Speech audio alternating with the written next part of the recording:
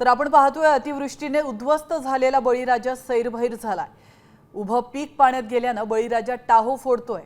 आभाळातून पडलेल्या पावसामुळे आता त्याच्या डोळ्याला धारा लागल्यात। त्यामुळे कोलमडून पडलेल्या याच बळीराजाचा आक्रोश पाहूयात शेतकऱ्याच्या बांधावरून या स्पेशल रिपोर्टमधून। आज आम्हाला खायला पाणी नाही।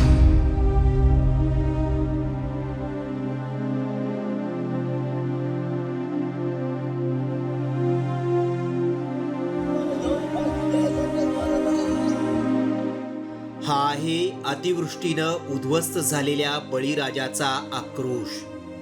अतिवृष्टीनं फक्त कपाशीच उद्ध्वस्त झाली नाही, तर शेतकऱ्यांच्या स्वप्नांचा चिखलही झालाय।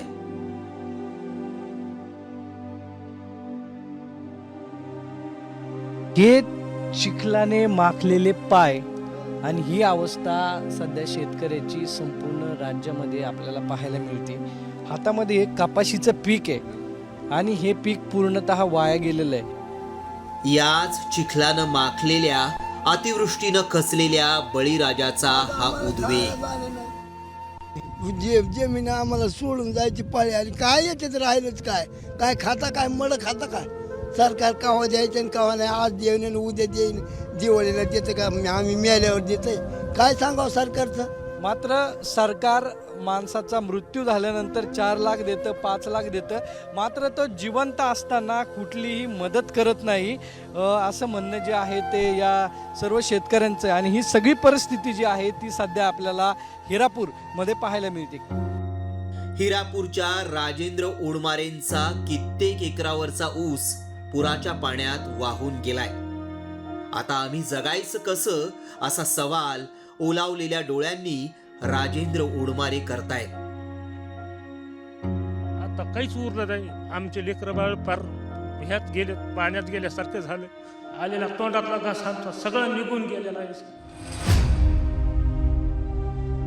फक्त कापूस आणि ऊसच नाही, तर तरारून आलेल्या तुरीतही अतिवृष्टीमुळं गुडघ्या इतकं पाणी साचलंय।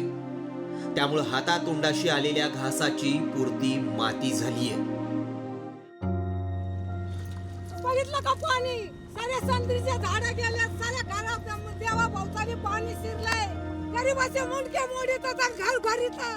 अतिवृष्टीनं फक्त मराठवाडा आणि अहिल्यानगर मधील शेतकरीच उद्ध्वस्त झाला नाही, तर सोलापूर जिल्ह्यातही भीषण परिस्थिती निर्माण झालीय। सीनेनं सगळा संसारच गिळल्यानं हतबल झालेल्या माढा तालुक्यातील सावंत कुटुंबियांनी 3 दिवसांपासून अन्नाला हात देखील लावलेला नाही।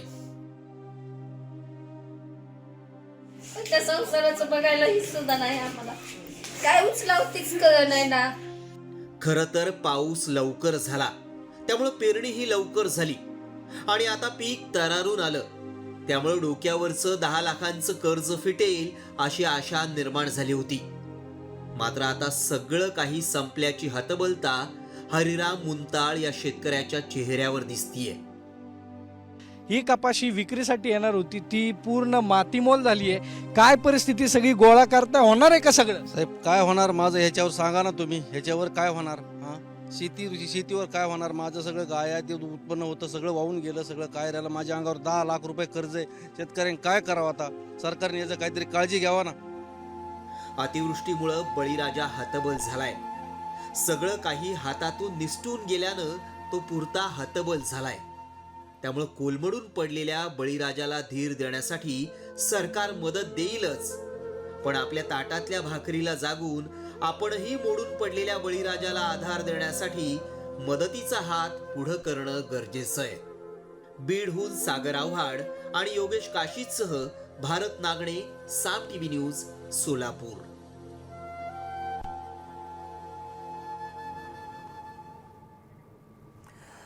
तर मित्रांनो, शेतकऱ्यांच्या मदतीसाठी साम आणि सकाळने आवाहन केलंय, त्यामुळे तुम्ही देखील मदत करू शकता।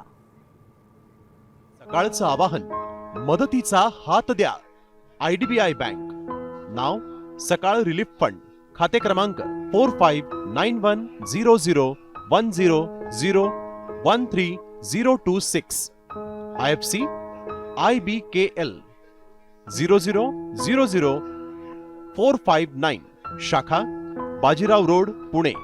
देणगी दिल्यानंतर 8605 017366 या क्रमांकावर तपशील पाठवा.